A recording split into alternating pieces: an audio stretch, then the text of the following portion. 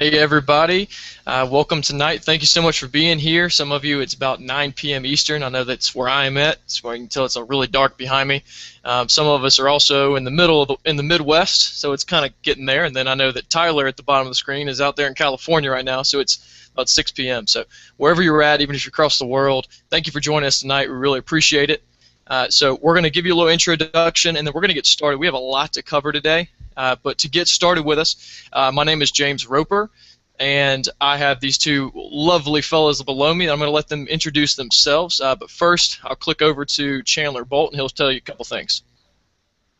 Cool. What's up, boys and girls? Chandler Bolt here, and I'm just going to mute myself here. But my name's Chandler Bolt. If you don't know me, James and I wrote The Productive Person, so I've got books on books here. This is James and I's book. And then also, me and my brother wrote Breaking Out of a Broken System. Chandler Bolt from South Carolina. Cool. And we also have Tyler Wagner. What's up, guys? So I wrote Conference Crushing, and if you can go over to Chandler then after this, he'll show you the book. And yeah, I'm in San Diego right now. Just moved here about a month ago, and I'm excited to teach you guys some stuff. Very cool. All right, thanks. Thanks a lot, Tyler. So most of you have heard of us from somehow, maybe some podcasts, other webinars, maybe you're just friends of ours. However you heard about it, you know that we have written 3 bestsellers, and it took us less than a month for one of them, maybe 2 for the other, and in 6 months we've published 3 best-selling books on Amazon Kindle. And that went from really having no idea of what we were going to publish to having those bestsellers. So that is what this entire thing is about. We're here to give you everything that we've done step by step. It's going to be kind of like a fire hose coming at you because it's going to be so much information, but we're just kind of going to dive into it right now. So the things that we're going to be covering today on tonight's Hangout, we're going to be covering on different things like how to finally write the book that you've always been thinking about, and how to market it so it actually sells. That's what really we're about, is how to actually sell the book, not just get it out there to 3 people, but how to get it out to thousands of people. Now, there's a 6-step system we're going to walk through on how to write and launch the best-selling book that you can do in just 3 months. It can be done. And then how to reach your target market and get your book discovered without spending a single penny on advertising. And 2 secret weapons for consistent traffic and sales of your book. And we're going to talk about the best-selling Kindle book launch blueprint. I know it's a mouthful, but we're going to do that. The people have actually paid us over $13,000 to give to them and help them launch their book. And we're going to give that to you tonight. And we're also going to talk about how to use your book to create thousands of dollars in passive income every month and to grow your network like crazy. And we'll talk about all that as we go on. Just to give you a little rundown on what's going on, since we're doing this Hangout live, there's about an 18 to 30-second delay for what you guys are seeing from when I'm saying something. Okay, so we're going to be fielding questions throughout the entire thing, so post them in the public chat box if you will, and we'll try to answer as many of those questions as we can throughout the night. At the very end, we'll definitely field some more of those questions if we haven't covered any of those topics along the way. So make sure you do those, and when we open up for questions at the end, make sure you put those questions in ahead of time because we want to make sure we have them on our end because we're about 18 seconds ahead of you. So make sure you do that for us. The other thing is we have 2 different things that we're covering in our brains on this webinar. For one thing is we're covering things that are on our notes, okay, because we learned that we know way too much about this stuff, and when we're trying to teach other people, it becomes really difficult for us to make sure we narrow it down. So if you see us looking at notes, it's because we are.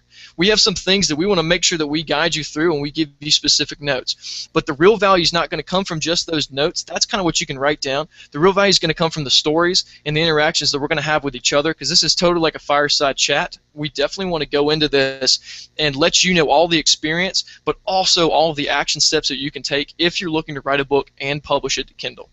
Right. So to get started, we're going to start with phase 1, and Chandler's going to take over from here. Perfect. And like James said, we're going to be kicking back and forth, so we'll be going back and forth kind of through the sections, but at any point if you have a question, we'll try to go with those as we get going through. But the first thing with anyone, so people come up to us, talk about writing a book, and the first question I always ask is why? Why are you writing a book? And it sounds like a simple question, like there's tons of awesome reasons for writing a book, and we really feel like there's 4 main reasons, but there's really a bajillion reasons. And the 4 main reasons that we have, though, is for money or for leads. So the productive person brings in a few grand a month. It also brings in 15 to 20 leads a day. so you can use that as lead gen. The second is to grow your network. Tyler's really crushed it with his book, Conference Crushing. Use that to grow his network. The third is to build your reputation. So some people do it as basically like a glorified business card to build the reputation. And then the fourth is as a passion project. So it's something that you want to get out to the world. Maybe it's something you're really passionate about, something you know a lot about, or like with our book, Breaking Out of the Broken System, me and my brother, that was just a total charity project. So all the profits were for charity. So those are the four main reasons. When we talk about why you're writing the book, it's kind of gearing towards that, because when people come, so they want to write a book and they don't really stop to think about their why, which is their purpose for writing the book. And when you really sit down and think about that, that's going to gear everything you do. So from writing your book to marketing it to how you position it, how you title it, everything, it all comes down to why you're writing the book. So that's the first place we like to start. And then that's kind of the first phase, is finding an idea and then finding your why. So getting clear on why you're writing the book, and then Tyler will take us into the second phase. Perfect, thanks Chandler. So the second phase is going to be how to position your book and reach your target market. So no matter why you're writing your book, like Chandler talked about, you obviously want to get as many downloads as possible. So this phase 2 really starts before you even start writing your book. You need to know your why, and you need to know like your target market and how you're going to reach them. So as Chandler mentioned earlier, there's two ways that people find books on Amazon. The one way is they'll search in the search engine, and so say for like my book, Conference Crushing, how it would come up in an organic search is people would search like how to network or networking for beginners, and then my book would pop up in that result. The second way is in category lists. So if people are looking for a business book, they would go to the business and investing category, and then if you're up in the charts on the bestseller list, then your book would be one of the first that they'd see. So those are the two ways that people are finding books on Amazon. So what you need to do to make sure that you're up in those searches is you need to do keyword research and category research. This research will actually give you your title, your subtitle, and the direction of your book as well. So the first part is the keywords. So how do you actually find good keywords? You can find good keywords that are being searched by using the Google Keyword Tool, which we have a link. If James, you can post that in the chat. So we have a link for that, and then basically you would want to find keywords that have low enough competition that you could actually reach the top of this Amazon search engine.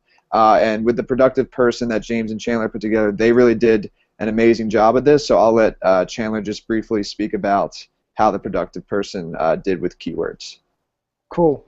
And so like Tyler said, you want to really focus on which keywords not only can you rank for, but that aren't so competitive. So you want to find your keywords that you're going to target, and that's how you're going to position. So we put our keywords like in our subtitle or in our title or that sort of thing. But just an example from the Productive Person. So productivity is a little bit less competitive than time management. So we went towards productivity, and so if you search productivity in like the Kindle store, our book comes up as number 2. Whereas time management, super competitive because David Allen's Getting Things Done, and there's like 15 books that are like time management is the name of the book, so that's really competitive. So we knew right off the bat that we can't compete with that. So we're going to be competing for that productivity keyword, and that kind of drives like, okay, once you know that drives your angle and also what keywords you're going to be using.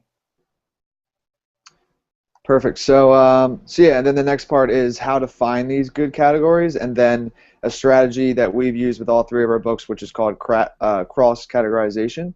So basically, in each category, the top 3 books that you have, they're actually getting 60% or more of the purchases. So in business and investing, the top 3 books in that category, they're getting 60% of the purchases there.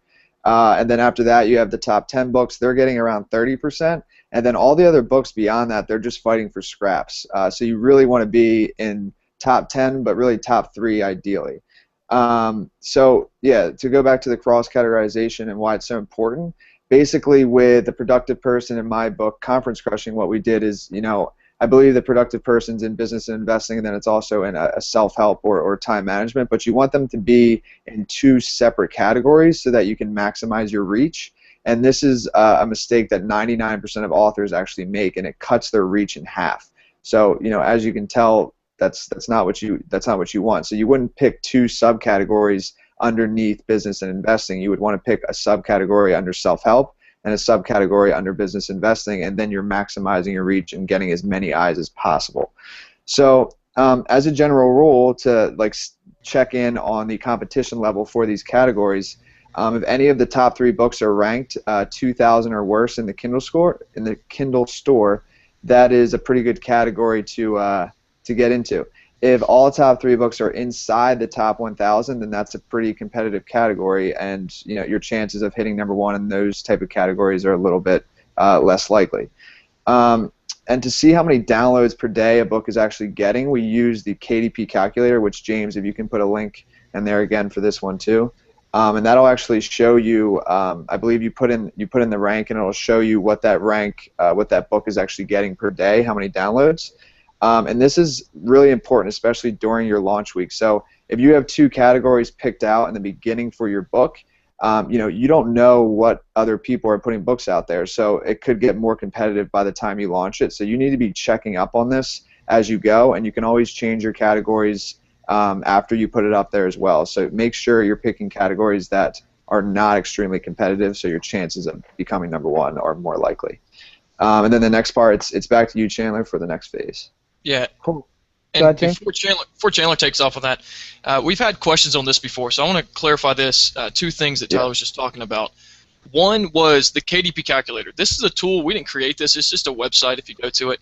It's really simple. And what you paste into the box, when you see this little search box, that'll tell you approximately how many books like per day that they're actually selling. When you do this, all you have to do is go to the person's book page. So you go to the actual book where you would buy it. And if you scroll down in the product description, it actually says bestseller ranking. Okay, so for books that aren't selling a lot, you'll see like 85,000. If books aren't selling at all, you'll see 206,000 or something like that. And then if you go to some books that are on the top 100 in whatever category they might be, they're going to go 5,000 or below. And if you break the thousands, you're selling a lot of books. But you can actually get a good estimate about that if you just copy and paste whatever their bestseller ranking is. You can even do it for our books right now, which we're not putting a lot of promotion to. But if you wanted to check those out, you can actually see how many books we're selling right now. As according to when we were number 644 for The Productive Person when we first launched in all of Amazon. All right, so you can check out that. One other thing that I want to make sure I clarify is so you understand how Amazon works with this. Keywords, just like Google. When it comes to the cross-categorization, though, we're talking about folders on a desktop. Okay, so this is thinking to you, you want to say, how do I categorize this in my desktop? You say, okay, well, there's this one folder, and then you click, and there's a subfolder, and then you have the files, right? So those files will be the books. Then you have the subcategories, which would be what we are personally in time management, and then outside of time management, you'd have business life. The cool thing about subcategories is you can actually rank, and you can become a bestseller in either your subcategory or your major category, your broad category. So if you're cross-categorized, instead of just having 2 opportunities to become a bestseller, you actually have 4. Because you can be either one of 2 subcategories or one of 2 broad categories. So I know we've had some other questions on that before, but that's the reason you want to cross-categorize. We say that 99% of authors don't do that. They just focus on that one category. And if they do pick 2 subcategories, it's always in that same broad, which, again, they're limiting their reach and they're limiting the amount of people that are actually going to be looking for their book. Exactly, and because normally it's a good fit. So if you write a business book, like ours, The Productive Person, is business oriented, you think, oh, time management under business and investing and entrepreneurship under business investing, those are both, they fit my book exactly. But that doesn't really matter, because when you put it in 2 separate categories, you can still find 2 good fits, and you're doubling your reach. So without that, which a lot of people do, I've seen big book launches, and some people don't even know that you can put in 2 categories. I saw a big book launch recently, and I just went on his page and saw that he was only in 1 category, and I reached out to him. I was like, hey man, you can go in 2 categories. Here's what I would recommend. So especially during launch, you're really cutting off half your reach if you don't do that. But that's the summary on cross categorization. And the next phase we're going into, this is phase 3, and this is what to do when you first start writing.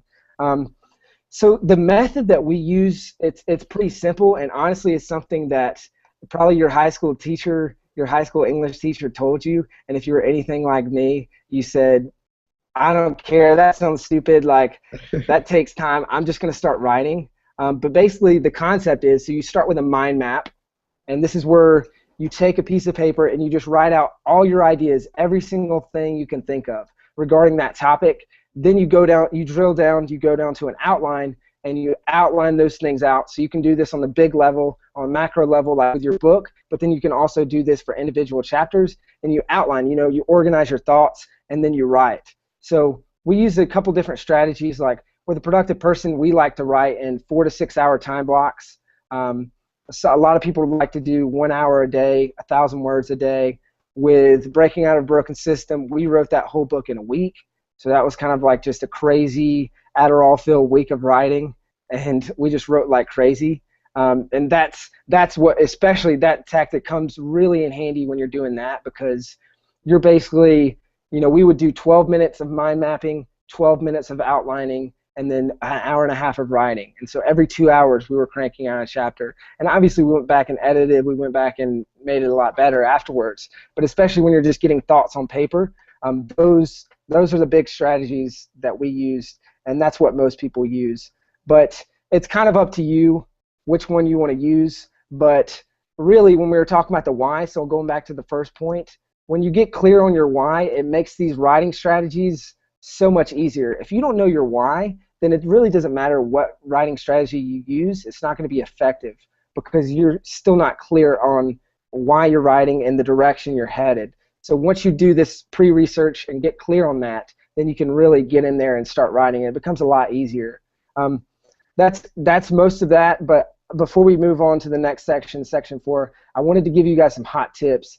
And these are stuff that really helped us with our writing, and they can really add some pages to your book and also make your book much better. And the first one is to write an introduction like a sales letter. So basically what we mean by that is we have an 8-step process we go through when we're writing our introductions.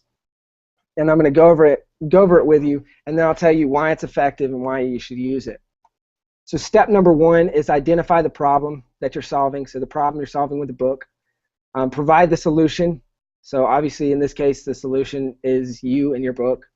3, you're going to reassert your credibility. 4, you're going to show them the benefits again. And when we're taking people through this, they do the provide the solution, and then they get to number 4, which is show them the benefits, and they think, well, I just showed them the solution, like I don't have any more to say. But the big difference is when you're providing the solution, you're mainly giving features, but when you're showing them the benefits, you're showing what those features are going to do for you. So just for an example, I was working with someone recently who was doing a book showing people how to get scholarships. And so when you're providing the solution, you're saying, I'm going to show you the best scholarships, the websites that nobody knows about, all this stuff. But then when you're doing number 4, which is like showing them the benefits, that's when you're saying, okay, and the benefit to this is you won't have to pay for college. The benefit to this is that you're going to be able to not have student loans that you're going to have to be paying for after college. I'm sure you guys probably get the point. But so, number 4, showing them the benefits again. Number 5, give them proof. Number 6, make a promise, and the bigger the better. So make a promise on what they're going to get from this book. So like 10x their productivity, or whatever that might be. 7, you're going to warn them against waiting. And then number 8, you're going to prompt them to read, which is a call to action. So basically what this does, this makes the introduction writing process so easy. And then also what it does is, if you think about it, when people click inside into a book, a little thing called look inside, they're going to read this introduction because this is probably the only thing they can see. So you actually have to sell them on why they should read the book. And then also, once they've bought the book and they read this introduction, you're going to sell them on why they should read it, because you want them to actually read the book and get value out of it. So this will really sell them on why they should read it. And you'll be surprised, because once you go through this process, what's kind of the surprising part is that you get to the end of it and you realize, like, okay, I just wrote basically a sales letter on why they should read the book, telling them exactly what they're going to get. So now I know exactly what I need to write. Like, writing the book is so easy because you just sold them on everything they're going to want to hear and everything that you would want if you were in their shoes reading that book. So now it's like, okay, boom, just write the book down. and it's very simple. It lays out the content. So that's the first writing strategy. And then the second one. Hey, Chandler, before you move on to that one, we had a couple people that wanted you to repeat those. So if you will, go back through real quick and slowly repeat them for them. You don't have to go into detail, just so people can type these up, because this is really important. And you can kind of understand when you read these 8 what you're supposed to be doing. But go ahead and repeat this for us. Cool. I was in the zone, so I'm going to roll there. I can't see your guys' comments when I'm in the zone. So number 1 is identify the problem. 2 is provide the solution. 3 is reassert your credibility. 4 is show them the benefits again. 5 is give them proof. 6, you're going to make a promise. The bigger the better, one that you can actually keep. 7 is you're going to warn them against waiting. And then 8 is prompt them to read. So that's a call to action. Cool. So then on to the next one here. This is a huge technique. What it really helped us do is it helped us get more people reading through our book, and it also helped us get better reviews. It adds, like, just these 2 tips alone added 5 pages to our book, and they're not filler, they're good stuff. So this next one is you're going to give an open and a close to every chapter. And basically what that means is at the beginning of the chapter you're going to say, hey, in this chapter I'm going to teach you about blank, blank, and blank. And you just lay out what you're about to cover with them. And that's pretty simple, pretty straightforward. But then at the end of the chapter, you're basically going to summarize what you just taught them. So in this chapter, I just showed you how to do blank, blank, and blank, and then I also taught you how to do blank, blank, and blank. And then what you do is, because chapters are kind of, as an author, like your worst enemy, right? So someone opens up a book and they say, all right, I'm going to read one chapter. And so that chapter is separating you from the reader. So when they get to that chapter, it's an excuse for them to check out, put the book away, and maybe never read it again. So what you do here is after you summarize, you say, okay, and here's what's going to happen in the next chapter. Like, I'm going to blow your mind teaching you blank, blank, and blank. If you put this book down right now, you're not going to learn blank, blank, and blank. Like, you don't have to be that obvious, but that's basically what you're saying. And basically what that does is it shows them into the future and just lets them know that, hey, I really want to keep reading this. And you can also use that tactic throughout the chapter, as in, like, you've probably seen this with authors, like, I'll tell you more about this in chapter 12, or I'll tell you more about this in a later chapter. So you can use that same thing. But what James found when we added this, because we went back and added this into our book, and we started getting way better reviews. Like I said, it added pages. People are actually reading through the book, which I think the stat is like something like less than 10% of people that buy a book actually read it. So that's huge, When you're going for impact and you know that what you're delivering in your book is good, you want people to read through it. So that's going to help them do that. Yeah, and going off that, this is one of the coolest things that we experienced when we wrote our first book, because we didn't know anything about it, even though your teachers, like, it's common sense for us when your teachers, like, have taught you this your entire lives. Because if you recall back to, like, elementary school, middle school, high school, college, whatever it was, they would always tell you, whenever you're going from paragraph to paragraph, you need to have a sentence that would flow into the new paragraph. That is a liaison of sorts. And that's the exact same thing for chapters, because it needs to add that readability, right? You can't just go from one topic to the next topic. You have to let them know that you're going to the topic. It's the old concept of tell them. It's like, tell them what you're going to tell them, and then tell them what you told them. It's literally that every single chapter. And you'll see that the best authors do that, and the ones that are hard to read don't. And just imagine with me real quick, whenever you've picked up a good novel, and you've picked up a good novel and you're going to bed, and then you pick up the chapters and you're starting to read, and then you're like, just one chapter. And then they sell you on the next one, and all of a sudden you wind up 5 chapters in, and it's 2 a.m. in the morning, and you've got to put this book down at some point in time. I know the Harry Potter novels were phenomenal for that. I mean, people would read those novels in a matter of, one sitting sometimes, because they were that good at telling you to read the next chapter. Okay, there's something great about great novels, and that's, if you want to have a great novel or a great book, even a self-help book, even, you need that kind of stuff to make sure that you're helping your clientele and helping your new readers, because otherwise they're going to struggle getting through your content. So the quicker you can get them to read their book, the quicker they're going to take action, and the quicker they're going to enjoy what you've actually given them. Okay, so the writing an opening and a close to each chapter is incredibly important. So make sure you take that tip. And this is something that if you've already written a book, make this a priority over the next 2 weeks. Really make it a priority next week if you can, to go back through your entire book and write an intro and a close for each chapter. And I promise your book will sound better and you'll have more people actually finish your content. Yeah, and the one opposition we get to this, and it was honestly the first thing that came to my head. So when we did the productive person, we made it only exactly what you need. So only, like, no filler, and we really prided ourselves on that. Is like, this is not going to be any filler in this. You know, it's only what you need. So when we first came across this, I was like, I don't know, that sounds like filler. You know, I don't want extra stuff, but trust us, it works.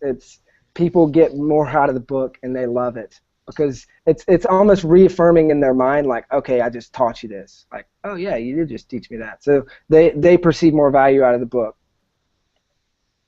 Definitely. Yeah. Totally, man. So we'll move on, and I want to pull up something. There were a couple comments a second ago talking about, like, heck, writing's the easiest part, and how do you sell this thing?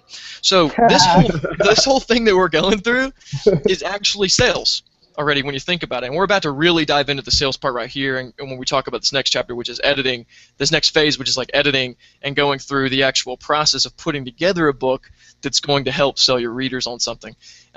But the marketing past that starts, you know, when you're first writing the book. And so let us make sure we pull all these points together. But at the end, in phase 6, we're going to talk about some golden nuggets on how you actually launch a book to get straight to the charts. Now, I'm at the top of the charts. Get down on that. Right, so that's kind of our golden nuggets. Let's come up in phase 6, but you got to get there first.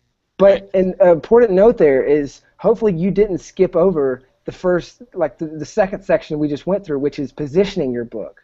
Like, positioning your book well is marketing it. Because on Amazon, there's so much organic reach. Like, if you're missing out on that organic reach, it's just your friends buying your book. Like, you're not going to sell it. So if you're trying to stay at the top of Amazon for a while, you have to position it well. So you have to find those keywords, find the right categories. Like, that is a huge part of marketing, and really drilling down on that. Because if you don't position it, like, no one can find it. And organic reach, that's what's going to keep you afloat. That's what's going to keep you up in top of the charts. So that's how you can really do it, by positioning the book well. So hopefully you guys didn't miss over that, because that actually is marketing, even though it doesn't have a big marketing sticker on its forehead. No, I'm glad you said that too, Chandler, just because that's probably actually like the biggest part of the marketing, in my opinion. Like, that's how you know where your book's going to go, and the organic traffic is the most important. So, you know, thanks for re-emphasizing that, Chandler. I think that's a good point. No problem. Totally. And also, Rick was also commenting about how that if it's fiction versus nonfiction. So we talk a lot about nonfiction books because that's what we've written, and they're easier to market and position because you definitely have a clear buyer, right? You have a clear reader. And sometimes when you're writing something like a kid's book or a children's book or even a novel, it's a little more difficult to narrow down that category. But if you even remember some of those kids' books, talking about how to sell them on, like, not waiting, there were times where you maybe a Little Bear book or something, and the introduction starts it maybe, and it tells you, like, and don't wait till what Little Bear gets into this time or something. I mean, that's even not telling them to wait. That's like making you want to say, oh my gosh, what did Little Bear get into? And you want to keep moving forward. So there's ways of doing it, but of course, take everything with a grain of salt. You can manipulate this system, but these 8 steps are definitely great for nonfiction. You can manipulate it for fiction, though, so just take everything with a grain of salt. Right, so moving on. So this is a phase that these lucky fellas let me take over because I thought this was fascinating. We're going to talk about editing. Boring, I know, whatever. And then the other talked about is, like, getting your book ready for Kindle. But I'm going to tell you why all that stuff is so stinking important, and how we kind of got slapped on the wrist a little bit and then got punched in the face a few times, and then how overall it came out great, and we've learned how to not to waste our time. Right, so this is really going to be a non-time waster here. Okay, so going into it, the formatting part that you need to understand is Kindle has a specific format. Okay, so I'm sure that a lot of you are Kindle readers itself, and I didn't understand this when we first kind of started writing a book for Kindle. We wrote our book, and we made it so we had a graphic designer take over, and she made it beautiful, and it, like, opened our eyes. Like, man, if this is a print book, it's going to look so beautiful. This is one of the sexiest print books I've ever seen in my life. Then we sent it, and we started outsourcing the development for actually getting it converted to a .mobi file, which is how you upload, so it's .mobi. And all of a sudden the guy's like, well, these images are hard to do. I can't really do these colors. I can't do these headers. This text is a little funky. I don't like this font. I'm like, whoa, whoa, whoa. Like, why? Why can't you do this? It doesn't connect in my brain that you can't do that. So what we learned is Kindle readers don't care about that. Okay, the format is for them is so they can sit on the beach with their Kindle and they can read under the sun and all they're seeing is words after words after words.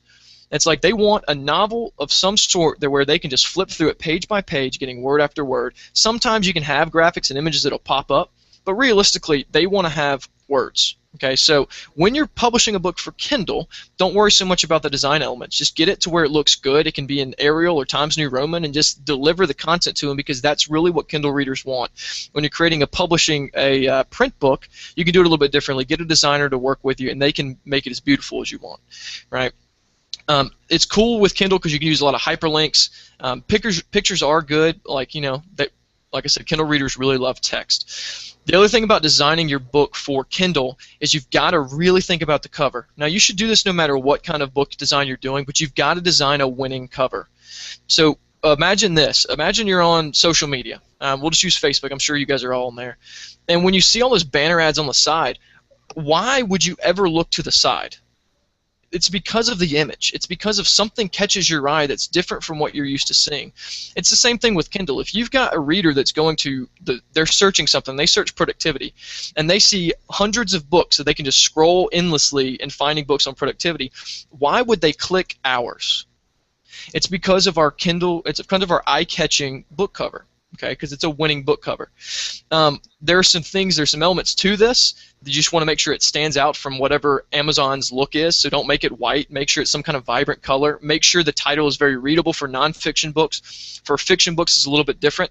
You'll see, romance novels will have something like them making out or something on the front of the cover, or somebody walking down the beach, or like. And my best suggestion for you there is look at the best-selling books in those categories over the last couple months and look at what kind of covers they have. I bet you'll see a good pattern. For nonfiction, you'll see big letters, you'll see vibrant colors, you'll see numbers, you'll see all these different things to create this winning book cover. But that's so important. And so getting that designed is very important because you don't want to do it in paint or something and throw a book cover up there because that's how you're going to get people to click on it. It's like a banner ad when you put it on Amazon. So there's a couple different links that I'll get Chandler to copy in for you, but you can outsource them. You can use Elance, you can use Odesk, you can use Fiverr.com, or you can use 99 Designs. Fiverr, you can actually get somebody to create you a book cover for $5. For like $15, they'll even give you a couple different iterations, and they'll give you 5 different samples, and you can pick which one you want. Okay. On 99 Designs, people actually compete, and they submit their portfolios, and they say, I want to be on this, and then they pick the best ones to be on there. So those are pretty high-quality designers, and you can get them for pretty cheap. Okay. Or you can outsource on Elance or somebody, just find somebody that will do book cover design for you. It's really important to have that winning book cover. I don't know if you'll notice something about ours when you look at them. A lot of the design elements are similar because they all work, and we actually found one designer that we love, and we use the same designer for all 3 of our book covers, and that's why you might see some similarities in how they work. But that's one of the greatest things that we were able to do with our book is it really grabs people's attention. It's definitely a winning book cover that our designer was able to create for us. So the next few things, a little bit about this, getting Kindle ready, is the non-content pages. I'll list these out for you. They're the table of contents, the dedications, acknowledgments, and a copyright page. This is something you wouldn't think. But if you're thinking sales, why would you want a copyright page versus not having it? A copyright page actually helps you gain more credibility if you've never published a book before, because people think you're legit if you put a copyright on it. Because not all readers understand that you can just write a page that says, I copyright this book for my name. So those pages are really important. We didn't originally have those in ours until we got the print book, and then we kind of went back and addressed them. Those are kind of important. And then the next thing I'm going to cover in this phase, which is actually a little more exciting to me, is the editing. Okay, so we talk about being really crappy writers, and we sometimes write at 4th grade level. Sometimes we upgrade to like high school level, and occasionally we'll do like C-level papers or something. But overall, we make pretty much every grammatical error you can make when we're writing a book. And when we first published The Productive Person, we did self-editing.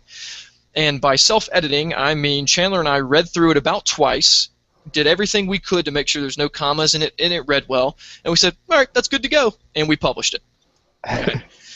We sold probably, 8,000, 10,000 copies of that book before we actually had a professional editor look at it, okay, which was great for us. And we had a couple negative comments that reaped that, but most of them were skipping past the editing. But we learned that the best way to do it is actually to focus on the editing first. And here's the reason why. I talked about wasting your time earlier. Getting this book edited first is incredibly important because what we had to do was we published it, got it designed, and got it, like ready to go for Kindle. Then when we went and got the editor to redo it, she edited what we'd already had. We then had to go get it redesigned. We had to get it established for Kindle and converted and all that kind of stuff. And that just took a lot more time and a lot more money than we really wanted to spend. And really it was the frustration of having to go back and forth with that many people when we should have just done it right the first time and not worried about it. So if you know it ahead of time, it would have been so much better for us to do it ahead of time. I know that Tyler, when he did his book, he actually went ahead and got it edited first. Yes, definitely. I would recommend my route. The one thing I wanted to touch on here before we move on to the next section with Tyler is content is definitely king. So James and I put ours out. It was kind of like a test. We were just kind of testing the market, seeing if this is something that people actually wanted, and then they did. It really started selling like crazy, and the real flip of the switch for us was like we passed David Allen's Getting Things Done, which is has been the number one for time management for, it's like the productivity Bible, he was the staple there. We passed him. He lowered his price from $10 to $3.29, which was cheaper than ours, and that's when we were like, okay, wow, we've actually got something here, and that's when we went back and got it edited. But the content was good, so Kindle readers will also be a little bit forgiving if it's not just like professionally edited to a T. Like they'll be forgiving because content is king. So if you really have some really good content, they'll latch onto that and they'll still love your book, which they did with ours. Yeah, absolutely. And you mentioned the word content, which is cool because there's actually two different types of editing, which most people don't know, and one of them is content editing. The other is copy editing. So a content editor is somebody that goes through and they basically say, this book is good, but it doesn't flow well. Maybe move chapter 5 up to chapter 3, maybe take this out, this doesn't make sense, this doesn't connect to your point here, this doesn't mean anything over here, and then they'll go through and read everything and say, here's how we can make this better. Right? This can be your mom, this can be your best friend, this can be anybody that even has maybe an English degree could help you understand this a little bit more. Maybe you have somebody that works in the field that you're writing a book for or has written a children's book before, whatever you're covering, they can content edit your book. They don't have to be this professional editor, they just go through and give you ideas. That's content editing. The next one is copy editing. This is what we talk about when we talk about hiring an editor generally, is because we're talking about grammar, punctuation, and all those different things to make the book actually read on an intelligent level versus our writing of getting C papers in college. So the copy editing is incredibly important, and when you hire an editor, there are a couple of different standards that you're looking for. Now this is something that we didn't know, and so we feel like we should share it with you. Like I said, we know a lot now, but we want to make sure that you understand if you're looking into this. When you're hiring a good editor, there are a couple different ways that they will price it. Really, they can price it per manuscript page, which is every 250 words, which is generally like $4 to $10, depending on how expert they are. Then you're going to have something that's per project, which is just them estimating, like you might estimate a paint job on a house. Right, they're going to give you a bid for it. And the other one is per hour, which is actually the route that we chose because we trusted our editor, and we didn't understand how long the project would take either. So at the very beginning, we wouldn't have known if she was giving us a high price or low price, and we didn't want either party to kind of feel like they were getting the short end of the stick there. So we decided the best way would be we gave her a trial run with a couple of hours and asked her to edit some stuff. Once we liked what she did, we sent it back to her and we let her go through the entire book, and she was great. And the reason that she did such a great job is because she listened to us. She had great communication and she listened. She would give us ideas and say, this is where I want you to take this. This sentence doesn't make sense. See if you like this structure better. You definitely don't want to put ellipses here, you want periods, and then she would even say stuff like, do you want this bullet point to be formatted this way? And so they go really in detail with you, and then they give you freedom. I know that one of the content things that she didn't particularly like was in our book, The Productive Person, we used the word headspace a few times to reference, like being in a different mindset. And she's like, I don't really think that means what you think it means. And she would give us the definitions of headspace, and we would say, no, I mean, we know it, and our people will get that. And that was an argument that we ended up winning because, of course, it's our book. So, good communication is key. We do have a couple links the channel will throw up there for you. That the one link is, it actually shows you how you should pick an editor and how much they charge, and it gives you the actual rates for all the editors, right? So we're going to post those in there. That's the last thing we'll talk about editing. Use those links. Those are pretty cool. And the next part we're actually going to let Tyler jump into, and he's going to talk about really the publishing itself to Kindle and how to make sure that your book is positioned in the right way on the website itself. Perfect. Thanks. Go ahead, John. I wanted to add just one quick thing there. So James was talking about the two types of editors, content and copy editor, and those can be different. So sometimes a person's just a really good copy editor or just a really good content editor. So you can actually bring in two different people for that. So sometimes the best people to content edit is your friends. You can get ideas, you can change the direction of the book, and then you actually can hire an editor to do the copy editing because they're better than that. Like they're better and can make the grammar and stuff better. So those can be two different people. Just wanted to throw that out there. Perfect. So yeah, phase 5, we got pain-free publishing on Kindle. So people, they're gonna browse your page for 15 seconds and leave, or they're gonna stay on your page for a minute and a half and buy. And this is something that, like, me, Chandler, and James, we live by this, and all of our books really demonstrate it. So the first thing that you're going to do when you're putting your book on Kindle is you're going to create a KDP account, which stands for Kindle Direct Publishing. Then you'll upload your book on there, and then the second or third step, rather, is going to be creating an Author Central account, which a lot of people don't do, and I'll kind of dive in deeper of why you really want to do this. So once you create that account, then you're going to claim your book on it. And basically what an Author Central account is if you go to NARA Books on Amazon, our names are hyperlinked, and you can click on it, and then you can see all of our books on our author page. So it's like a main hub where all of your books that you publish can be found at. And then the second reason why you would want to do this is because it helps. You can fill out a book page then. You can do as much as like upload videos on your book page. You can have images. You can have links to your blog. Like, you can do so much stuff with this Author Central account that you can't do with just a general KDP account. So you definitely want to do this. And then, yeah, you can also put your biography on there too. And it also gives you more tools to work with when you're creating your book description, which is really important when, you want your book description to kind of be like sales copy, right? Because you want people to buy it. So it's very easy once you know the difference to to be able to tell the difference between a book that has an author that's on Author Central and then a book that doesn't. So tons of people don't do this. They just put their book on Amazon and then they completely forget about the whole other half. Yeah. So and then I'll dive into here too is like creating a book page that converts, which creating an Author Central account is kind of the first step into maximizing that.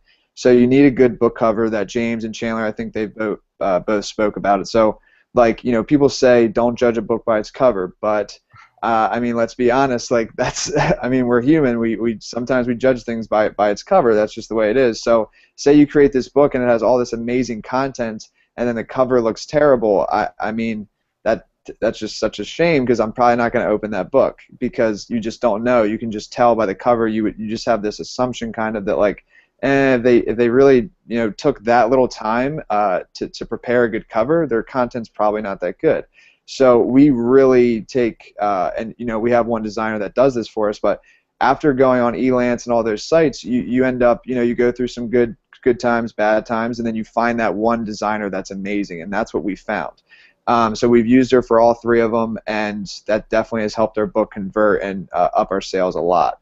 And then, like I mentioned already, the sales copy with the book description. So when you go on Author Central, just to mention like 2 tools that you can add, you can just do like italicized and bold, which if you're into any type of copywriting, you would know that helps a lot. Like you can just like bold the main points and stuff like that. Whereas if you only are writing your book description on the main Amazon page, you actually can't do any of that stuff. So that's just 1 or 2 of the tools right there. And then the last part that you really want is editorial reviews. So we all have networks. So really, if you can get some influencers to like back your book, to like give it some credibility and stuff like that, then you can go on the Author Central account and put them as editorial reviews. And those are the first reviews that people will see when they hit your page. And I mean, that's extremely important because these are influencers. They have a lot of followers. People trust them. So if this is your first book and you have these influencers backing it, then your trust, your credibility, it all just jumps through the roof, and that really helps your book convert a lot better. So yeah, that's kind of phase 5 in a nutshell. And we got James next for the marketing for everybody that's been waiting for this. Yeah, and I wanted to jump in and add one thing before we get to this marketing, and we'll really have a heyday here. But the big thing, so I don't want you guys to miss this, is what Tyler said. There is people will come to your book page for 15 seconds and leave, or they're going to stay on it for a minute and a half and buy. And if they're just popping by for 15 seconds, they're probably going to leave and buy your competitor's book. So everything we do in this process, when we're constructing a book page and just the perfect book page, is we're doing everything in our power to keep them on that page. So in copywriting, you know, they talk about like, or when you're selling something, you've got your big headline, your sub-headline, you know, the body text, all that. So your book cover is basically, it's just like a good headline. Like if your book cover looks like it was designed in Microsoft Paint, like there's no way I'm clicking on that. Because if you didn't take more than 2 seconds to drag a little thumbnail on your book cover, like that's not anything I want to read. And then, you know, you come in and your book title and your subtitle, those are like your subheadlines. And then you get into the book description. That's like the hook, you know, the first good copy. So everything we're doing is trying to get them to stay on that page, because the longer they stay, like you've probably been in this situation where you've been on a page for like 4 or 5 minutes, and then you're about to click off, but you're like, what the heck? It's $3. Like, it's almost like this feeling of like, I'm familiar with this book. Like, I've been here for a while. I might as well just buy because I've got some time invested. So that's what you're really trying to create. And all the different creative, like you can put video reviews. You can get people to put video reviews of your book, like request if they review it, they do a video. That's one thing not a lot of people do, so people come watch those. But like everything you're doing is really trying to get people to stay on that page. Yeah, it's so important. I kind of think about it as like the impulse buy items at the grocery store. So it's like whenever you're checking out at a grocery store, if you sit there for 30 seconds, you fly by all the candy, all the soft drinks, all that kind of stuff, and you just check out and you leave. But if you're in a line of 6 people, what do? You look, you're like, oh, maybe I can get a pack of gum, and oh, I didn't know that about this celebrity or whatever, and you buy this magazine and you pull this pack of gum, and you're like, yeah, I could use a Coke right now, and you pull up a Coke. And so like it's the same thing. When you're there longer, you're going to buy. If you leave quicker, you're just not going to buy. So that's kind of the whole purpose that we're talking about right there. Those are great points, gentlemen. Right, so we've been waiting for this, and I'm going to tell you 2 more things right as soon as we get into this. We're going to actually post a link to the replay of this webinar that should work for you guys. We're going to post that as soon as we wrap up with everything. So stay with us till the end. We'll make sure that we get you that link. And then the other thing is, this is what you really want to know. So like you can even relaunch your book, and you can put it on Kindle, and you can re-upload it, and all this stuff is going to help you hit these goals. So pay close attention to what we're talking about here. Write these steps down as we kind of talk to you about them, and we're going to go really deep into this stuff because this is like our favorite part, and we know that this is really what you need if you've already gotten a book, because this is what separates the people who just put a book on Kindle from the people who reach the top of the charts. Okay, so this system itself is the one that I was telling you about that people have paid us over $13,000 to do, and to use this system that we taught them. They've paid us $13,000 just to teach them how. Okay, so we're going to break it down, and Tyler's actually going to get started. He's going to talk to you a little bit about what Amazon does for you. Yeah, definitely. So one thing that a lot of people, they don't know is that the reviews on Amazon actually have to do with their algorithm. So for downloads, I'll just start with downloads. Downloads, Amazon actually every hour recalculates your downloads. So the way to get to the top of a list is if you get a ridiculous amount of downloads within an hour period of time. So that'll shoot you right up the rankings. And then the second part of their algorithm is reviews. And you really got to scrap for every review. So it does start with your friends. And I know that James and Chandler would agree with me. Like when we first started seeing people that we didn't know review our book, that's when we were like, holy crap, this is real. Like people we don't know are actually telling us this is good. So that was like that was a really cool feeling. But a little story that I have with Conference Crushing, and we're recommending that you actually do this, but I mean, it wouldn't hurt. I actually stayed up one full night. I pulled an all-nighter, and I did 250 like 30-second thank you videos, and I personalized all of them. And then I hit them through email, and then the next day I got like 8 reviews. It was, you know, that response rate or conversion rate is terrible. So I kind of sat down and thought, I was like, I have no friends, or at least the friends I do have are not good ones, which is not true. But that's how I felt. So then I actually I took those videos, and then I Facebook PM'd, personal messaged, you know, all the kind of same people, just like following up, being like, hey, did you get that email that I sent out? And then literally within 3 weeks, I had 80 reviews on my book, Conference Crushing, and I'm currently sitting at like 104, I believe.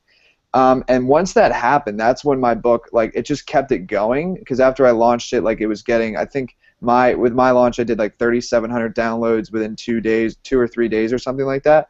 So then once I launched, those reviews really put me up in the organic traffic, because that has a lot to do with Amazon's algorithm. So it's not just downloads. The reviews, they matter as well, and Amazon takes everything into account. So I just wanted to start off with that story, and James, you can kind of go on with it. Yeah. Hey Chandler, you heard some advice from somebody one time talking about reviews? So this is good. So, and I was actually thinking 2 things on that. And for starters, is we definitely do not recommend getting illegitimate reviews or buying reviews. That's just stupid. If you have to buy reviews, then your book's probably not that good. But like when we're reaching out to people, you know, they've read our book. So we only want to get reviews from people who have read our book and find it valuable. But the tip I heard, which I really like this, is you heard Tyler touch on it, which is scrap for every review. And I was talking with this author, he said, hey man, I scrap for every single review that I get. Like if someone sends me a message, Facebook message, email, or even just tells me, oh, I loved your book, it changed my life in X amount of way, you know, like, however, he'll respond back and say, thank you so much. Like, would you mind, here's a link, would you mind just putting that, what you just said, into a review? And I would highly recommend doing that, because what ends up happening on Amazon, like, people just get pissed off and they leave bad reviews. So it's not an accurate representation of your book, because you get all these negative reviews from people who are just mad and left one, but then the people who actually enjoyed it, they're like, I'll leave a review later. They never do, so they're not represented. So when people reach out to you, highly recommend, you know, you scrap for every review that you can get. And so I just actually wanted to add one more thing with the reviews that I forgot to say is, so when you're like reaching out to your friends, and like Chandler said, we're not advocating to get like any illegitimate reviews, but when, you know, after your friends have read your book, just like follow up with them and just be like, hey, you know, could you leave a review, like an honest one?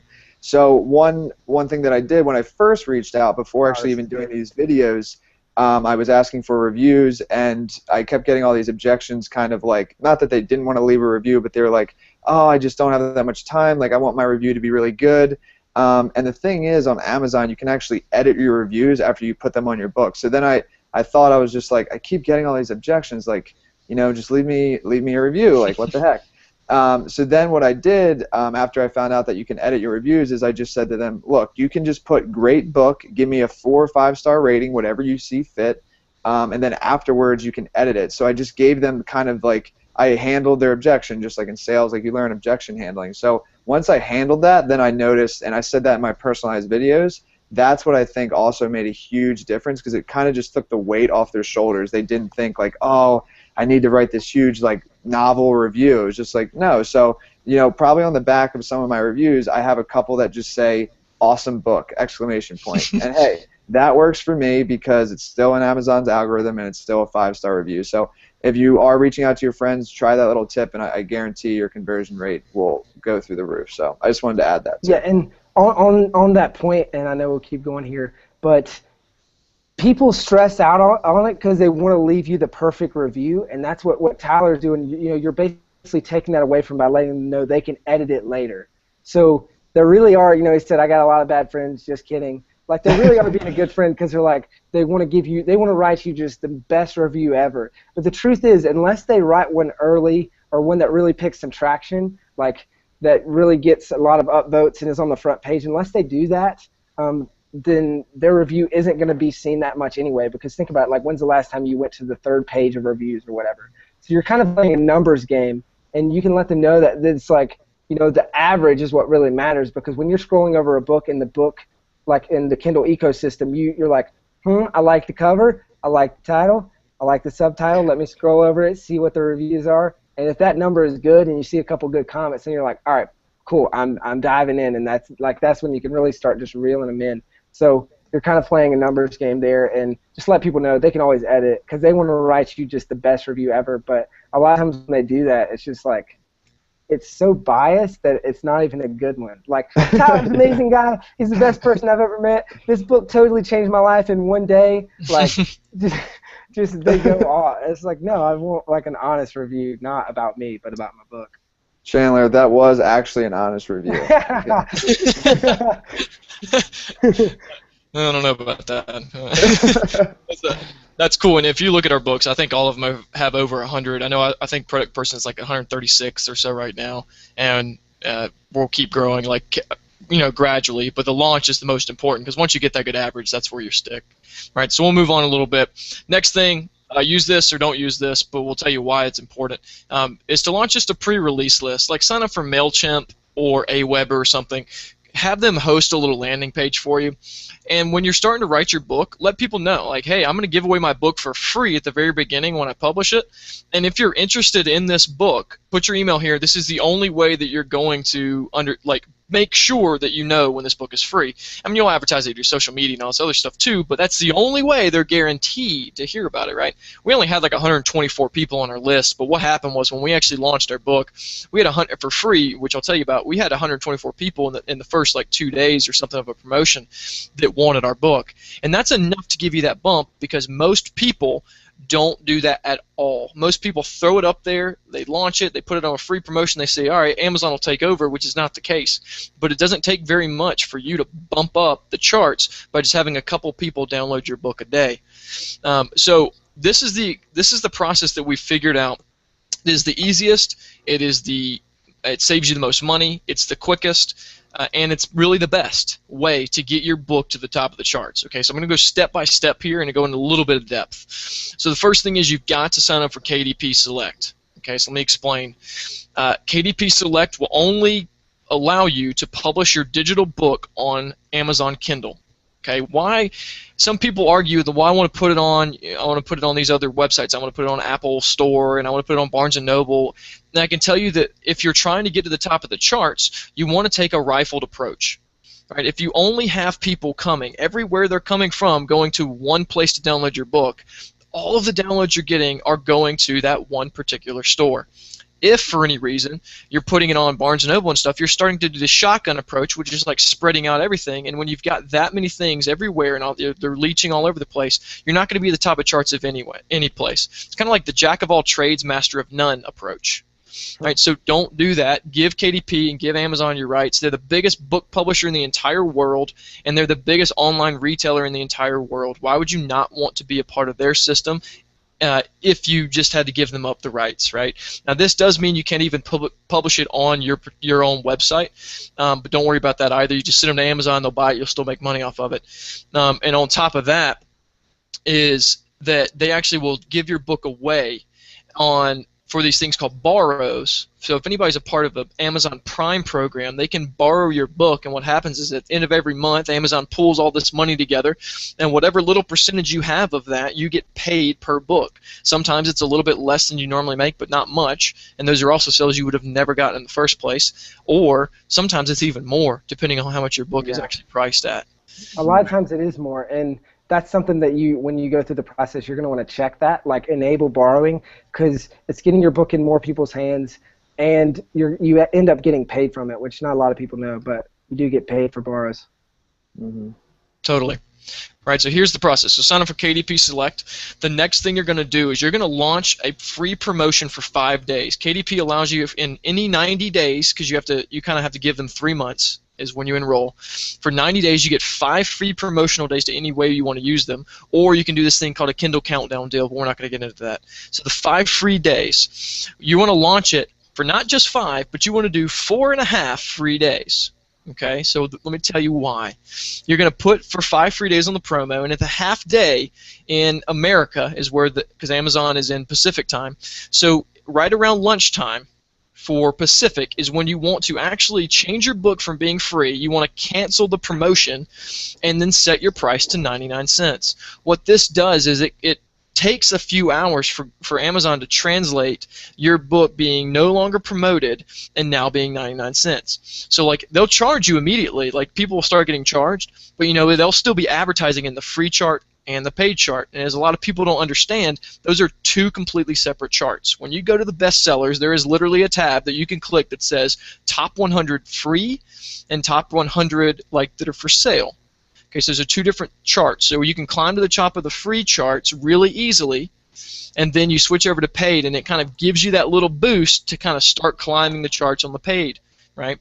So what you're going to do is launch for 4.5 days, cancel the promotion, then you're going to change it to 99 cents for an entire week. Okay, don't worry about your sales. Don't worry about how much royalty you're going to make off of it. Just launch it for a week, and that's going to make people want to buy because they're going from seeing it as free, and they're thinking, all right, free book, everybody buys it. Everybody will click the download link.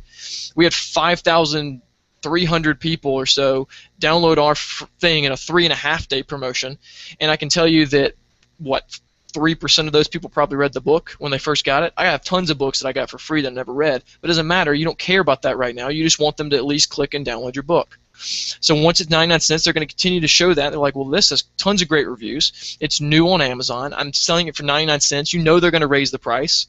So I'm going to go ahead and buy it. People buy it at 99 cents, and then the week after you raise your price to whatever you want it to be. Generally, it's going to be around $2.99, $3.99 for nonfiction books. For things that are going to be fiction books, there might be $7.99 upwards of $9.99 depending on how long the novel is. Kids books are right in the middle of that range too. They're about $4.99, $5.99. They're kind of in that mid-range. And when you raise that price up, you're already going to be at the top of the charts because people have been buying your book at free. They've been buying your book at 99 cents, and all these downloads are just just making you rise. And Amazon's going to fall in love with you, and they're going to start marketing you, and they're going to start sending emails out to people that are interested in your type of category. And that's when you kind of get that thing. If Amazon sees that people are downloading and want your book, they will try to make money off of it by giving it to more people. Okay. Exactly. And my mind was firing with like 15 bajillion things right there.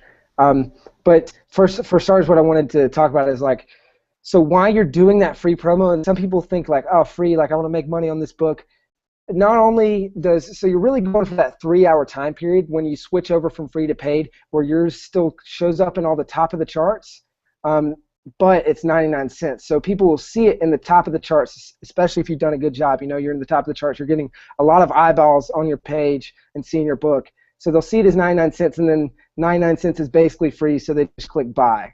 So that's why you do that. And then not only that, but all those downloads, so you start ranking for your keywords. Amazon recognizes that. They start giving you some Amazon juice, and imagine it like a rocket that's taking off. It's like it just continues to push up and up and up, and Amazon really gets behind you. And like James said, they'll start emailing out about your book.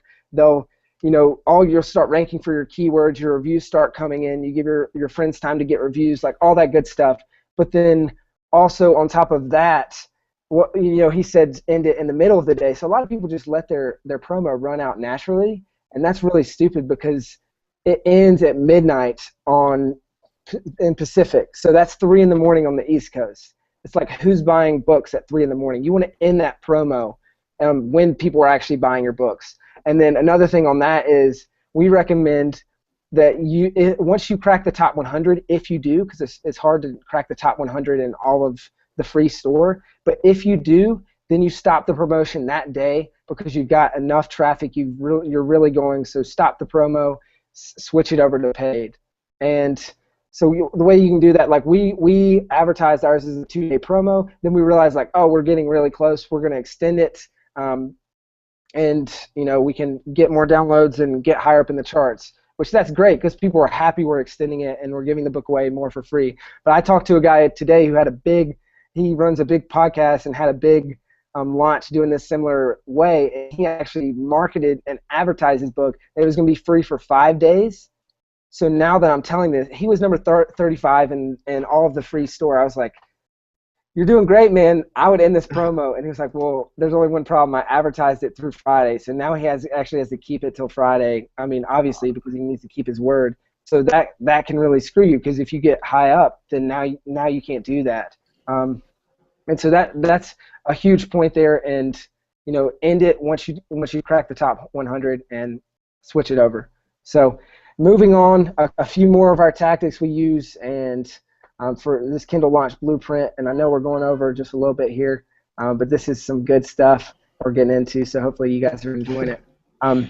But this fifth point here is we've got like social media ninja tactics that we use, which these work really well. And one of the things we use is, so we wanted to sneakily market to everyone on Facebook, like not put up your everyday post, which is like, hey, I've got a book that's coming out in 2 weeks on Amazon. Like, you need to mark your calendar and buy the book, download it. You know, like, who cares? No one cares. Like, you can put that up in 5 seconds, and that's not creative. I'm just gonna skip over that. So we wanted to like get the word out without being annoying and without just being just so simple that's like anyone can do that. So we started sneakily marketing. One thing we did is we put up a competition. So we had several different book covers that we were looking at, and not necessarily a competition, I guess, but it was basically like vote for which cover you like the best. And so we got tons of we said like the cover, and then another thing we did is we said, for you designer folks out there, give us some feedback. We would love to hear your feedback. And so then the designers are like, oh my gosh, like my voice is finally being heard, like, and they're just leaving these paragraphs of just great ideas and just total free help. Is great, like improving our covers. And then also there's tons of people liking the books, liking their favorite cover. So what ends up happening is now all these people know we're launching a book. They feel involved. So these were the first people to leave a review. These were the first people to like market our book on Facebook, all that kind of stuff, because they felt like they were involved. And then on top of that, we get to the top of Facebook's algorithms because they've been liking and commenting and engaging with our stuff. So everything we put out throughout the entire book launch, they're seeing first. It's at the top of their feed, so they're guaranteed to see it. And then one other little strategy here that Tyler really likes, and he wanted me to share it. The idea of, so when people are commenting on your posts on Facebook, and a lot of people don't know this, but so people are commenting and you're engaging, and that sends it up to the top of other people's feeds, whatever. But one little thing we would do is I would engage for a while, but then I would drop out and let people have a couple questions. And then the next day during peak time, like when a lot of people are going to be on Facebook, I would comment and answer someone's question. So then suddenly in all my friends' news feeds and everyone who had commented on that post previously, it says, Chandler just commented on this post, whatever. And so it puts it back in front. And what you'll see is that gets hundreds of more people to see your post.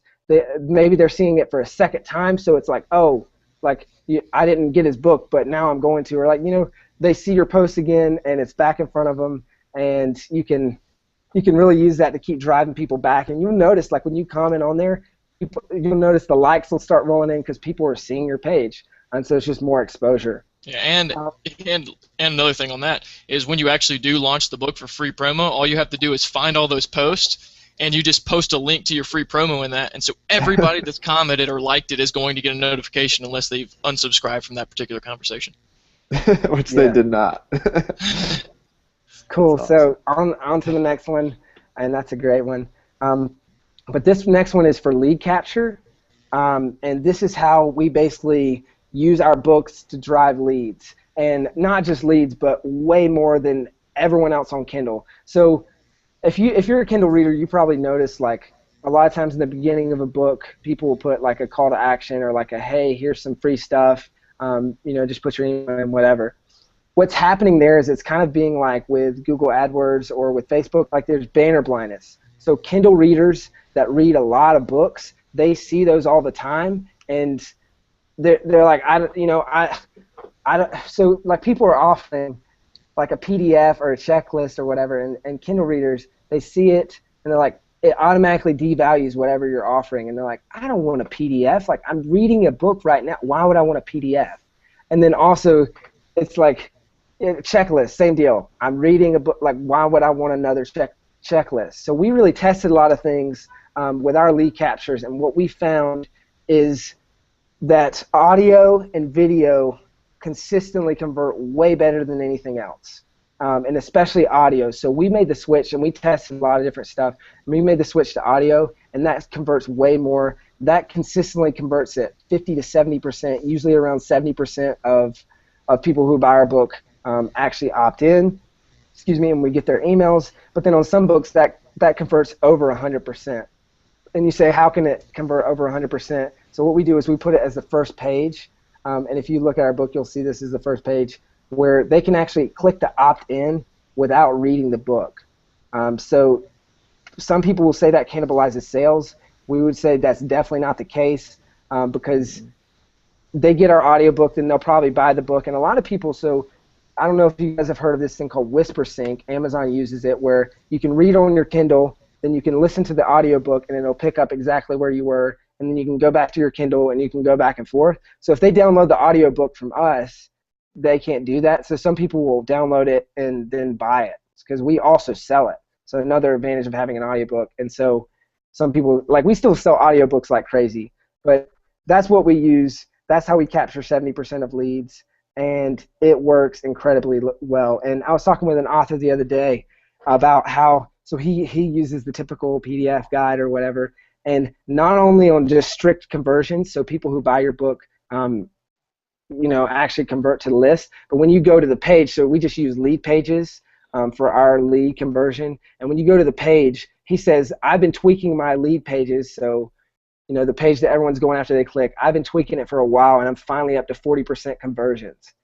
And so that means that 40% of people that go to that page, his website, will actually put in their email. So you lose people even that click. Not all those people are opting in. And I told him, I was like, ours converts at 66%, and we've never touched it. That's the first draft. We haven't tweaked it. We haven't anything.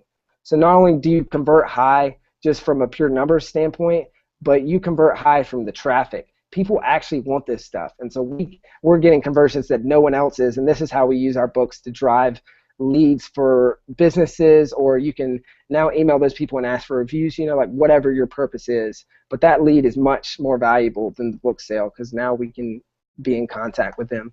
But that basically wraps it up for the Kindle launch blueprint, and I'll recap unless you guys have anything else to add on these marketing stuff here.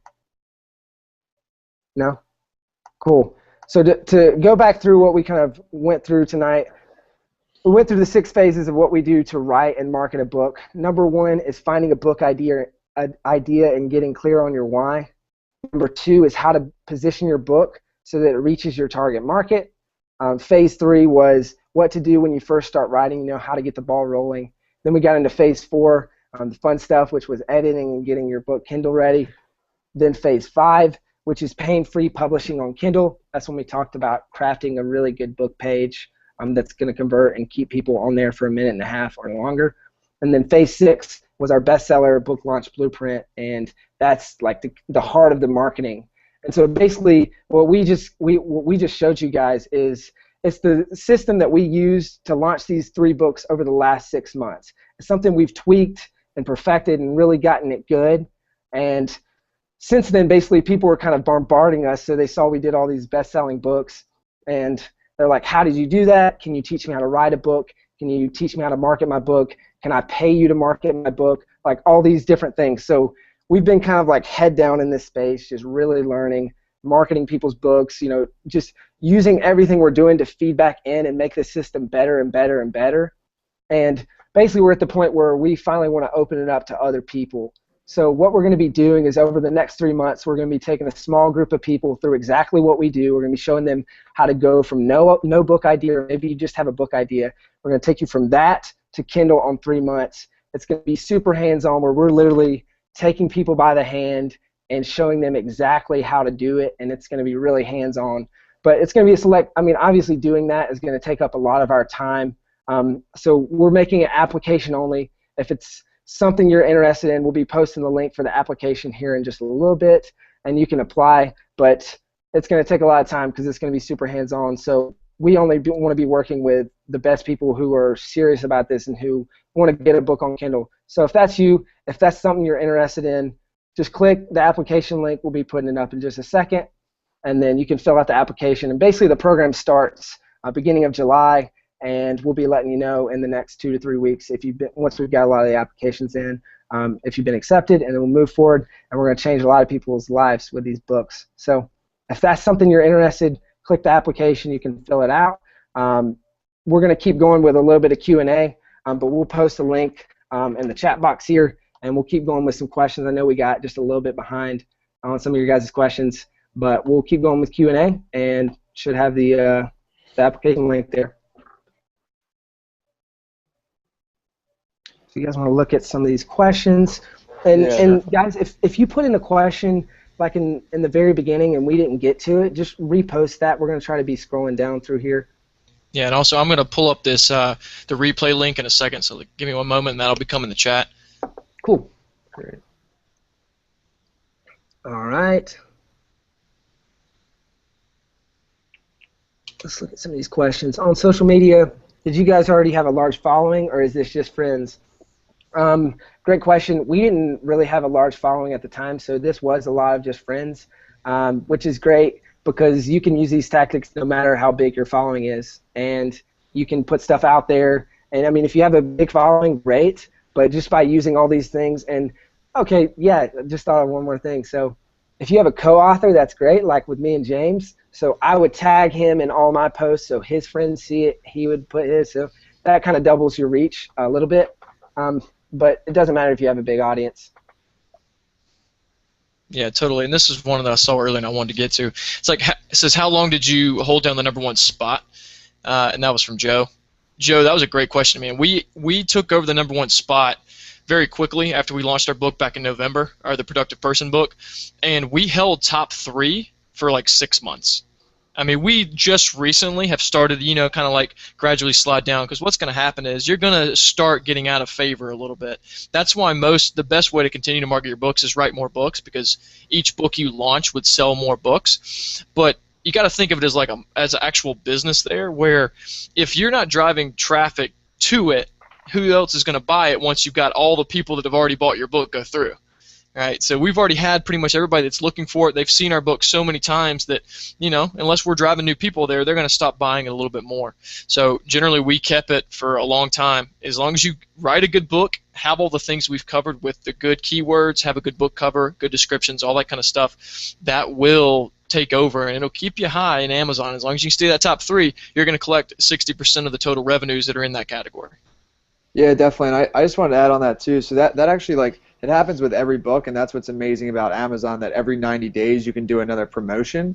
So, I guess James and Chandler, we've been really working on helping people with other books, so we've, not let our books slip at all, but we're just not, our mind's not in it. So we could get our books back up again, and, we will. But just to point it out that it is every single book, is that we actually, with Chandler and his brother, their book, Breaking Out of a Broken System, they got above the 4-hour work week. So, every book, it's just up and down, and then when you promote it, it goes back up again. So I just wanted to point that out. And another thing to put on that is, so you can take advantage of, it's called Hot New Releases, and you'll basically be in that category for 30 days after you put out your book. And so there's 2 sidebars. When you're in the top of the charts, there's your normal charts, then there's Hot New Releases over here, and then there's top rated. So if you have really good reviews, you're going to get in top rated. If you're high in the charts, you're going to get in top new hot releases. Sorry, I totally blanked there. But you'll get in hot new releases, and then what helps there too is you can be in the top of hot new releases, but not in the top of the charts, and that drives people there that way. But what really works is when you're in all 3. So at one point we were #1 here, #1 in hot new releases, #1 top rated. It's they're seeing your page, your book 3 times. They're definitely going to check it out. And you can use that. But another trick, so we've updated our books, and so you can update your book, add a chapter or whatever, and then you can change the publication date, and that puts you back into hot new releases. That pumps some juice back into it. If you make a significant update, you can actually email Amazon, and they will push out for you. They will actually email the people who bought your book and tell them that there's an update, So that's really cool because you'll get them to mail for you, and then just all these things that we're talking about build some traffic. And I get emails. I just looked in my inbox like yesterday, and I got another email. I get emails all the time from Amazon marketing me my own book, and it's like, hey Chandler, if you're interested in business and investing, like you might like The Productive Person. It's like, I don't know, maybe they should know like by my email, but so they'll actually start sending out emails and stuff for your book as well. Yeah, and guys, I'm trying to do this replay link. Sometimes this webinar process, like this Google Hangout, doesn't create the right link for us. So the link that I'm using is not working right now. So what's going to happen is it's actually going to load this to YouTube. So what we'll do for you to make sure you have that replay link is we'll make sure in the next day or so that you have that link sent to your email so you can watch this replay. We want to make sure that you get that. We'll also send you the application in case you have missed that link too, which we'll post that again here soon in case that's gotten shredded in the chat. Sorry also if it's not switching back and forth between us. It's Google Hangouts. We can't control everything, right? I do want to cover something in here that we were talking about. I saw Ari's question. You want me to hit that, or you want to go for that? Which one? Ari's question here. I'll just take it. So she yeah, go ahead, man. Or he said, I'm not sure. I just uploaded my first book to Amazon today. It's called Brazilian Pickup Lines under Brazil Adventure categories. I'm going after the people heading down to Brazil for the World Cup this June. Great idea. I've tried promoting it through Facebook, Twitter, and Reddit, but so far my results have not been that great. What gives? Any suggestions? So my first question would be whether you went through it this way, and I would recommend going through the free, and you can still do that. Like you can relaunch it, if you will. Like it's really not much of a relaunch, but you can do the free and the 99 cents and inch it up. That's really going to help and drive traffic. I see you said through Facebook and Twitter.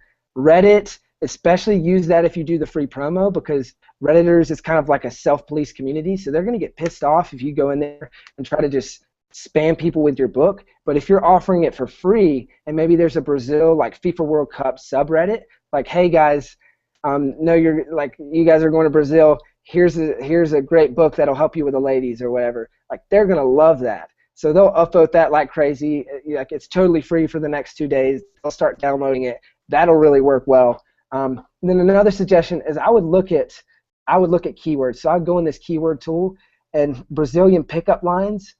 It's pretty good, but I would look at something like if you're really targeting the World Cup, like you're looking at like Brazilian pickup lines for a World Cup visitor, or like Brazilian pickup lines for someone who's never been there, or like just look at those keywords and see what people are actually searching, and these keyword tools will show you like how much this stuff is getting searched. Like I know another one is called Merchant Words, and they'll show you how much these keywords are getting searched, and then I would really hone in on the keywords and find a good category, and that's kind of my suggestions without really seeing your book and diving into it. Absolutely. I think you're totally on point when you say about the World Cup, like changing your title to where it's not just Brazilian pickup lines. It's Brazil, like the main title can be like Brazilian pickup lines, and you can have even like a soccer ball and like some sexy Brazilian ladies, and then the subtitle would be something like how to communicate with the sexy Brazilian ladies when you're at the World Cup this summer in Brazil, or this summer 2014 in Brazil. I don't know, like any of the keywords that are going to pick up on that, that's what you want to put in the subtitle, and then load your description up with those keywords, and then anybody that searches for World Cup, Brazil, that kind of stuff, that's going to really rank highly on there. So yeah, I'm also interested in that book too, so you can. If you want to pass it along. And we actually got some friends in Brazil, so I'm sure they could spread the word down there. But let's take 2 more questions. I've got this one from Victor, and then we can field one more. I'll talk about the price after that from Rick. Okay, cool. So it says, Chandler, I go to Rob Bell's former church in Grand Rapids. He sold several million copies of his book. I noticed he blurbed your book. How did you get such a high-profile person to blurb your book? Victor, I worked some connections, got it in front of him. He liked it. It's just kind of the name of the game. So that's what I would. So okay, that's a great point though. So here's something that we did: is anyone that helped me, anyone that like influenced me or taught me anything, like in my whole life, I would send them my book and say, hey, I have a book coming out. I'm not pitching them on promoting it because that can be annoying if you don't know them that well. But I'm like, hey, you're someone who really changed my life. I have a book coming out. It's going to be free for 3 days, whatever. Here's a free copy of it. Thank you so much for helping. And I was inspired by you. Inspired me to write this book. And sometimes you'll actually get promotions out of that. But they're like, oh, that's so awesome. And they'll throw it up on their Facebook or something like that. But as far as for Rob Bell, worked some connections, and we got it in front of him, and he liked it. So that definitely helps us with some book sales and some credibility there. That's awesome. So I'll touch on the pricing thing. There's a couple things about pricing that I want to make sure that you guys understand. The first thing that I want to show you is that our price originally started at $3. It started at free, then it went to 99 cents, and then it went to $3.99. Tyler actually started his at $2.99 when he first came out with it, after he had done the promo and that kind of stuff. And then when it went from there, he realized that his sales were okay, and he bumped it up to $3.99 and immediately started getting more sales. So when it comes to your price, you got to play around with it because it depends on what market you're in. It depends on what people are used to buying. Like, we keep talking about kids books a lot. I've seen a lot of kids books go for $4.99, and they're like 17 pages long with pictures. Okay, in kids book, I saw a question earlier about pictures in kids books. Those are expected. Buy a couple of the free ones. Buy a couple of the books in your category. You got to get familiar with whatever you're launching to see kind of how they're structuring it. But yeah, it's going to be different pricing depending on what it is, and you might price yourself out of the market sometimes. If you've got a book that's around 70 pages, you shouldn't be more than about $3.99, maybe $4.99. If you've got a novel that's like 300 different pages, you can charge them $10 for that. They will pay for it. But if you've got a small book for 30 pages, it's almost like a pamphlet, if you will. You can't charge them $7.99. They're not going to buy it. So you're going to make sure you kind of know what you're doing with that. Now, another really cool thing I want to show you is it is important later on to actually get a print book. And really, if you do nothing else, it's because of Amazon. Because on your Kindle page, where the majority of our book sales come from, I'm talking like 95% of our book sales come from the Kindle store, not our print book, which is beautiful, by the way. Go buy our print book. I'm kidding. You'll see on the Kindle page where it says print list price $9.99, and it's got a cross through it. Right? They strike through that, and it says Kindle price $3.99. It's a sell that it's psychological in people's brains. Amazon is brilliant when they come to trying to sell something to you. So they know that psychologically you say, oh my gosh, this book sells for $9.99. I can get it 60% off at $3.99. So that's something that if you write a book on Kindle, get a print book just so you can not ever do anything with it, just so you can have that on your Kindle page. It's another little bonus right there, right? Yeah. And I wanted to touch on one quick thing, and then we'll wrap up here. But that's that. So, I love the fact that Tyler raised his price and started selling a bunch more books. That's awesome. So definitely price test, because you never know. Like you can experiment around with price testing. But the one thing I'm not sure, did we talk about the different tiers of royalties with Amazon? No, you can touch on that if you want to. Okay. So you guys probably see a lot of 99-cent ebooks, that sort of thing. Amazon doesn't let you do just free ebooks. They only let you do it by doing the 5 free days because they don't want it to be a cheap, crappy ebook store.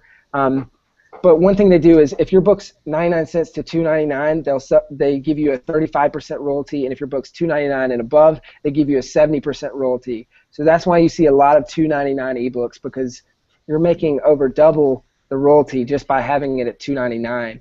And I think we figured the math when we switched ours to $3.99, which we didn't do ours to $2.99 because we had a lot of great reviews. We knew it was a great book, and we wanted ours to stand out as not just another $2.99 ebook, actually give some credibility there to have people keep buying it. And when we ran the math, and I think we would have had to sell like 4 or 5, maybe even more books at 99 cents to get the same royalty that we would get if we sold one at $3.99. So it's definitely a big difference there, but don't let that discourage you from doing the 99-cent promo to begin, because that's what really gets you up in the ranks, and that's what sells your book. But guys, this has been awesome. We could go on this stuff for hours and all night, but we're gonna wrap it up here. Kept you a little long, so thanks to all you guys for coming out. Feel free to shoot us an email or anything with your questions, and we'll post the application link here. Once again, if that's something you're interested in, and we're looking forward to changing people's lives with these books. But thanks so much for coming out, guys. Yeah, and to say something on that, I just posted the link if you look on the chat right there. The other thing that's really important, I want you guys to understand that this is something that is application only. We can't take everybody. We don't have enough time for it. But this is the kind of over-delivering we're really trying to do in this program, because we know how much this has changed our lives. It's opened up so many doors and opportunities, and it's been, really fun for us to do this, and we really enjoy the whole process itself. And because we've spent hours and hours learning this stuff and gone through other courses and bought different books and read so many different blog posts, we want to make sure that we're over-delivering and spending more time with you. That's why we're okay with going 30 minutes over on this webinar. And this isn't a sales webinar to get you to join this program. This is a webinar that we're really trying to tell you straight up how you do it from step 1 to step 6, all the way through to make sure you get to top. So we're going to go more in depth in this program, and you'll actually get access to us, which is really cool. So this kind of stuff can be more on the regular, and you'll get weekly stuff from us, which is pretty legit. So we do want to make sure we're over-delivering to y'all. So thank you so much for being with us. And Tyler, anything else you want to add? No, just yeah. Thanks for everything, pretty much everything you said, James. So you covered it all. So yeah, thanks, guys. I appreciate everybody coming, and I hope it was valuable for all of you. Have a great rest of your night. All right, bye, everybody. See ya.